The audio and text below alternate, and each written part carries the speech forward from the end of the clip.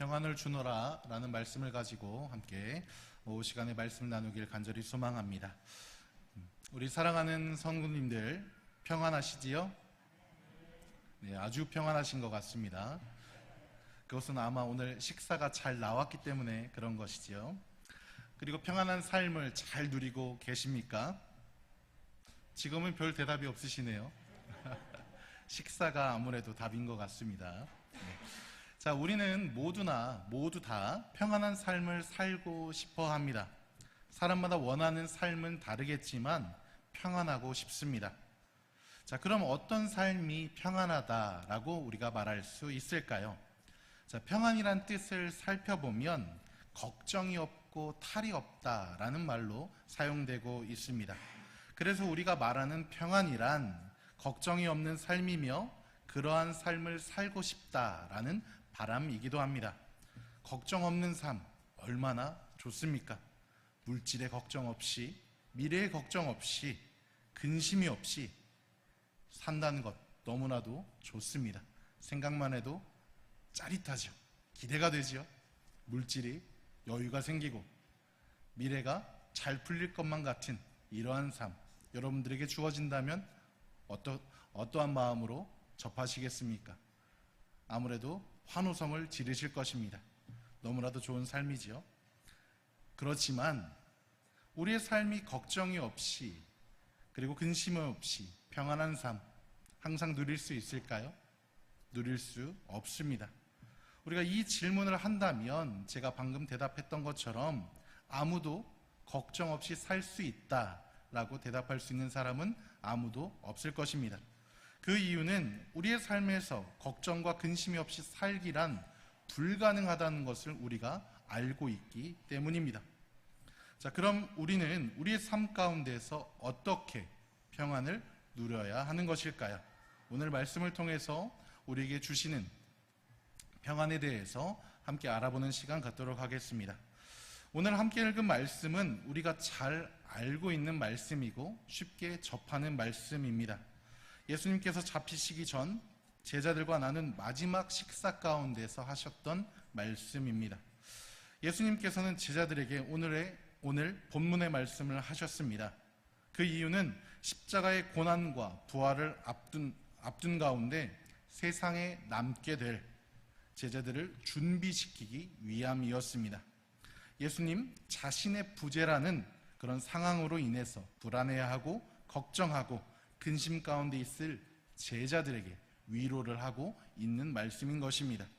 그리고 하나님께서는 보혜사라는 성령을 보낼 것이며 주님이 주시는 평안을 가지고 근심과 두려움을 이겨낼 것을 말씀하고 계십니다. 바로 보혜사를 통해 평안을 누리라라고 말씀하고 계십니다. 오늘 본문의 말씀 27절 함께 읽겠습니다. 평안을 너희에게 끼치노니 곧 나의 평안을 너희에게 주노라. 내가 너희에게 주는 것은 세상이 주는 것과 같지 아니하리라. 너희는 마음에 근심하지도 말고 두려워하지도 말라. 아멘.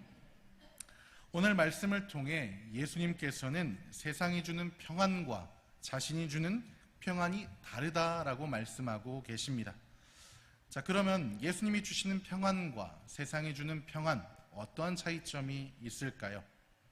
세상 사람들은 모든 것이 순조로울 때, 탈이 없을 때 평안하다라고 말합니다. 아무런 문제나 고민거리가 없을 때, 바로 장애가 발생하지 않을 때 평안을 느낀다는 뜻입니다. 하지만 이런 평안은 진정한 평안이다 말할 수 없습니다. 진정한 평안이 아니다라고 제가 확답을 드릴 수 있는 것은 우리가 살고 있는 이 세상의 모든 것이 한시도 쉬지 않고 움직이며 변화하기 때문입니다. 그래서 언제 어디서 변칙적인 것들이 발생할지 모릅니다. 그러기에 우리가 원하고 바라고 말하는 평안이란 위태롭고 불안한 평안일 수밖에 없습니다. 매번 바뀌고 변화하는데 어떻게 문제가 없다 말할 수 있겠습니까? 이것은 그래서 진정한 평안이다 라고 말할 수 없습니다. 그럼 주님이 주시는 평안은 무엇입니까? 십자가를 통해 주어지는 평안입니다. 우리는 아담이 범죄하고 그리고 우리가 범죄하여 하나님과 단절된 상태입니다. 그 단절에서 오는 두려움과 불안이 있습니다. 두려움과 불안으로 인해 우리가 평안하지 않기에 그에 따른 평안에 대한 결핍이 우리에게 또한 있습니다. 그래서 이 결핍이, 평안에 대한 결핍이 해결되지 않는 한 인간은 결코 두려움에서 자유로울 수 없습니다. 불안과 걱정과 근심 가운데 살아갈 수밖에 없는 것입니다.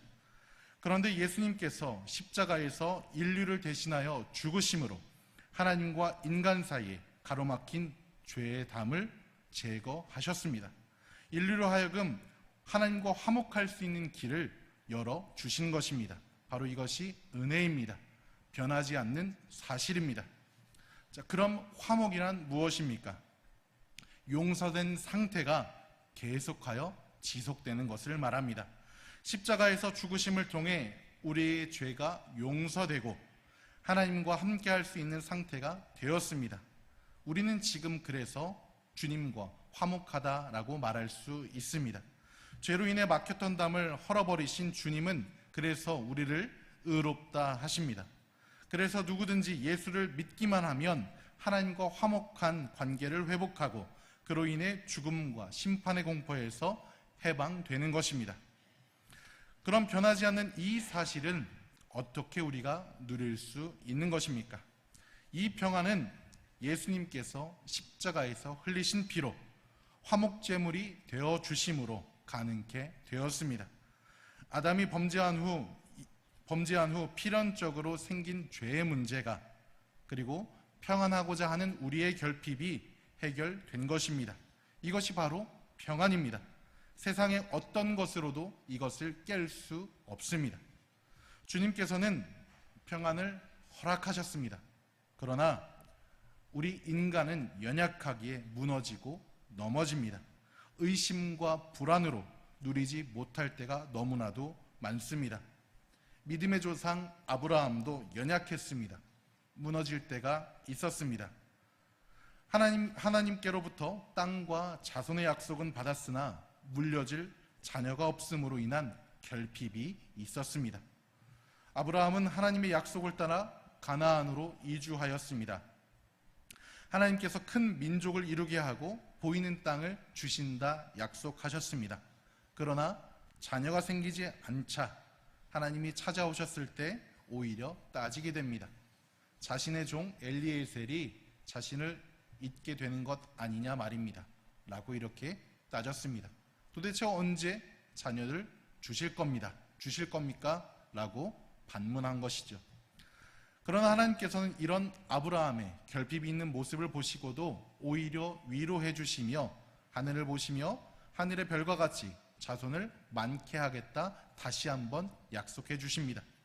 그 약속을 받고서야 아브라함은 하나님의 약속을 믿었고 하나님께서도 이것을 그의 의로 여겼다 말씀해 주셨습니다.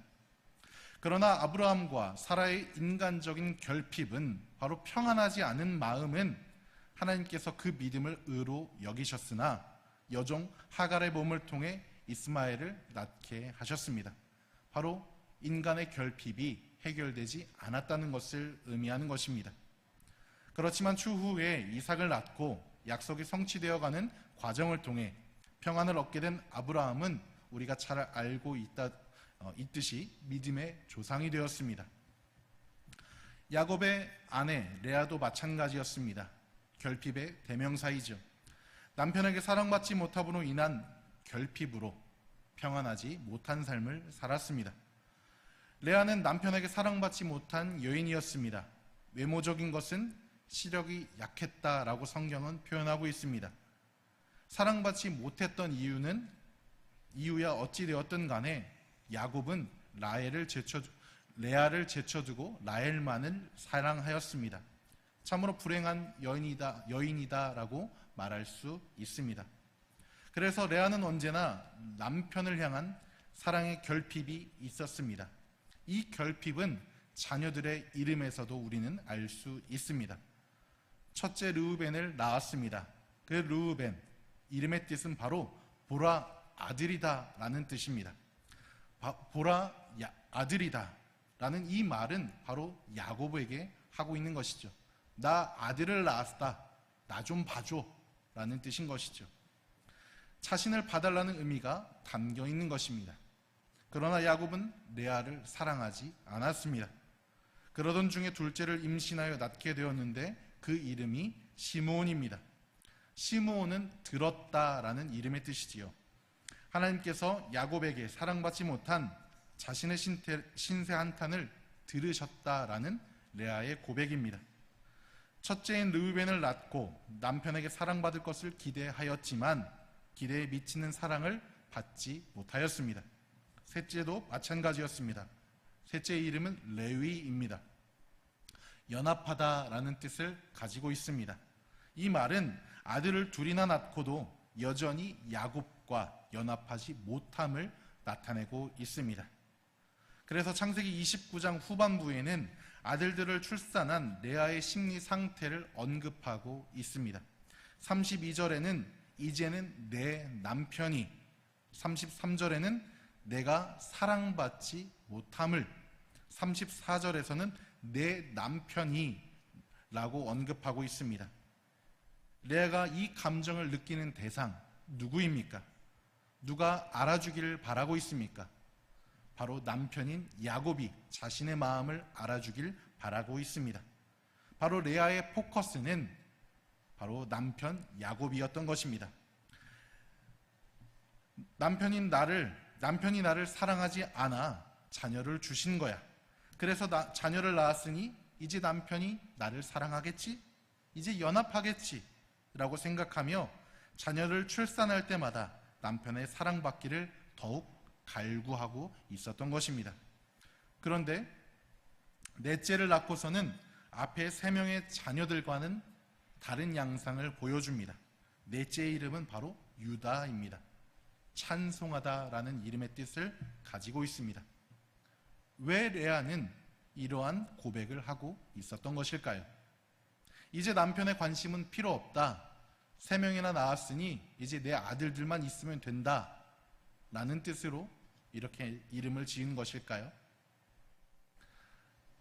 바로 넷째 아들 이름은 유다, 찬송하다라는 이름을 붙인 것은 4명의 자녀를 출산하는 과정 중에 레아는 자신에게 위로와 참된 평안을 주시는 분이 누구인지 깨닫게 되었던 것입니다. 마지막까지 남편의 사랑을 갈구하였지만 유다를 낳으면서 자신의 처지를 가장 잘 아시는 분, 나의 약함을 가장 잘 아시는 분, 나를 치유하고 참된 평안을 주실 분이 하나님이셨다라는 것을 깨닫게 된 것입니다. 그리고 이제 자신의 삶의 포커스를 남편에게서 하나님께로 옮겨가는 모습을 아들의 이름의 변화를 통해 우리는 살펴볼 수가 있습니다.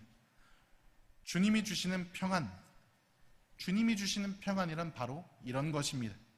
주님이 주시는 평안이란 내가 갖고 있는 문제를 그리고 걱정을 극복하는 것입니다.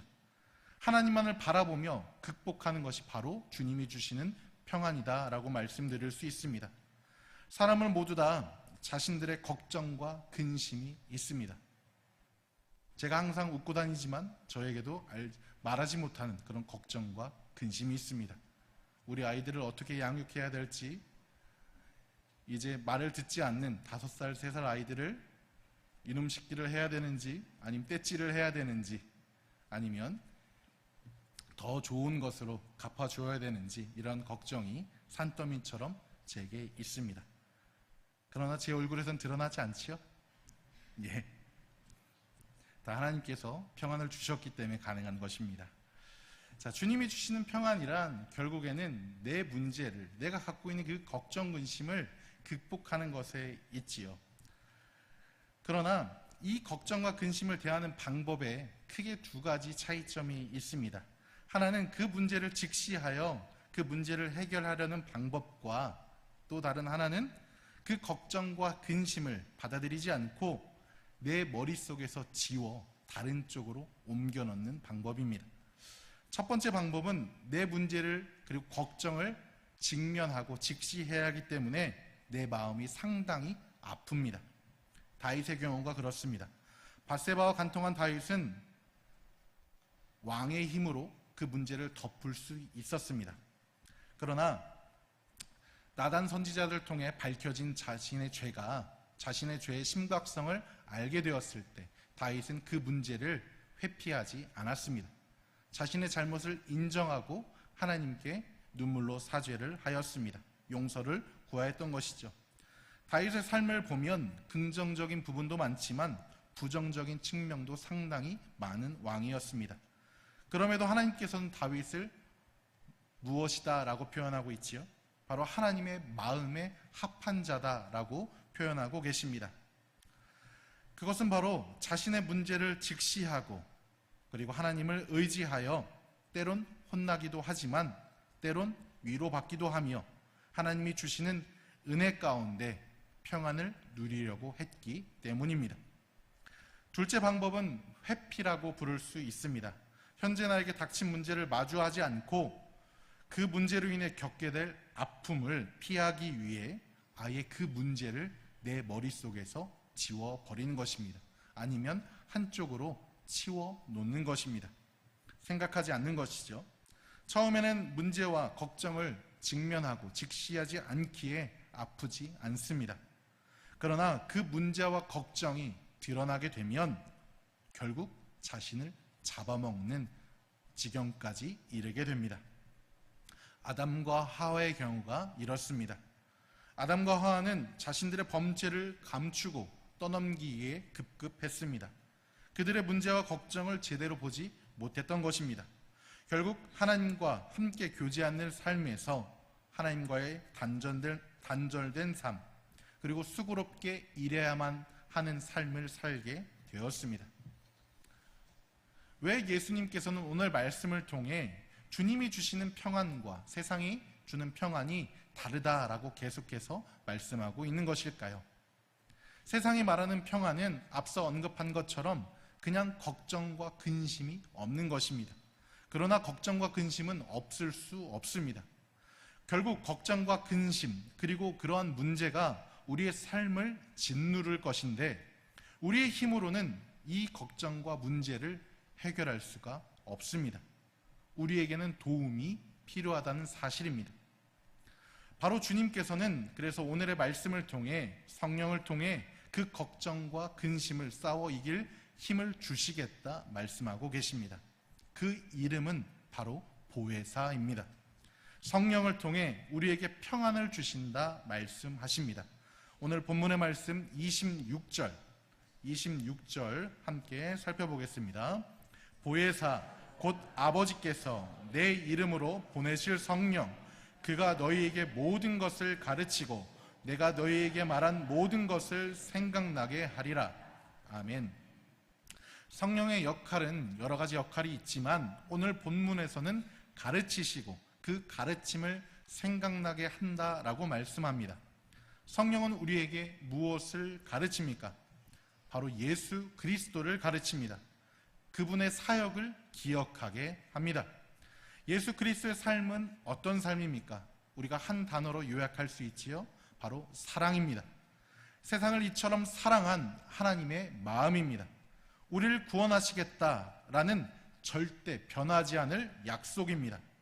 단 한 번도 변하지도 바뀌지도 않은 예수님의 사역입니다. 예수님의 십자가 사건과 부활을 통해 우리를 향한 그분의 사랑을 확증하셨습니다. 이것을 오늘 예수님께서는 평안이다라고 말씀하고 계십니다. 예수님이 주시는 평안은 하나님의 정의가 실현되는 절대적으로 평안한 상태를 의미합니다. 세상의 어떠한 분쟁과 심각한 문제라도 주님이 하시는 일을 절대 막지 못하며 방해조차 할 수 없는 상태를 의미하는 것입니다. 우린 너무나도 잘 알고 있습니다. 예수님께서 공생의 사역을 시작하시기 전에 마귀는 예수님을 시험합니다. 그러나 그러한 시험 어떻게 됩니까? 하나님께서는 예수 그리스도께서는 하나님의 말씀을 통하여 모든 것을 물리치셨습니다. 그리고 세상이 말하는 죽음을 통해서 실패라고 말하는 이 죽음을 통해서 결국 승리를 이끌어 내셨습니다. 주님이 가신 그 길은 세상의 눈으로 바라볼 때 걱정의 길이며 근심의 길입니다.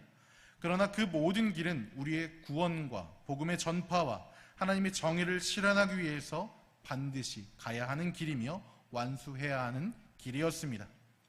세상은 그 죽음을 끝이라 여겼고 실패라 말했지만 예수 그리스도께서는 죽음을 이기셨습니다. 그 은혜로 우리가 살아있는 것이며 예수님의 부활을 통해 우리가 소망을 품고 하나님 나라를 꿈꿀 수 있게 된 것입니다. 이제 그 일을 성령, 보혜사가 하십니다. 복음을 가르치시고 기억하게 하십니다. 보혜사가 무슨 뜻입니까? 지키고 보살피며 가르치신다라는 뜻입니다. 그분이 있기에 예수님을 버리고 도망했던 제자들이 오순절 성령 체험 후 예수님을 전하는 삶, 그리고 그들의 결핍이 극복된 삶, 성령을 통해 내적인 평안이 가득하여 변화된 삶을 살 수 있게 된 것입니다. 사랑하는 선돌교회 우리 성도님들, 평안하십니까? 평안한 삶을 바라십니까? 이미 우리에게 평안은 주어졌습니다. 예수님께서 죄와 죽음에서 승리하셨기 때문입니다. 요한복음 16장 33절에서 이렇게 우리에게 말씀하십니다. 이것을 너희에게 이르는 것은 너희로 내 안에서 평안을 누리게 하려 함이라. 세상에서는 너희가 환난을 당하나 담대하라. 내가 세상을 이기었노라.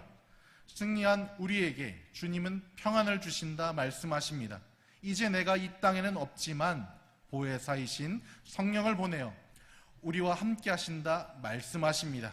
우리가 때론 연약하고 우리가 가진 결핍으로 인해 주님이 주신 평안을 온전히 누리지 못할 때도 있지만 우린 이미 주님이 주신 평안을 누리고 있는 하나님의 자녀들입니다.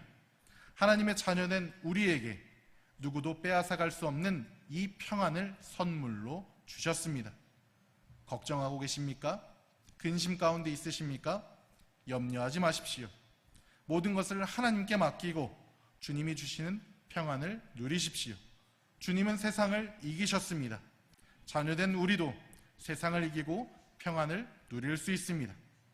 오늘 말씀을 기억하며 주님이 주시는 참된 평안을 누리시는 성도님들 되시길 주님의 이름으로 축복합니다.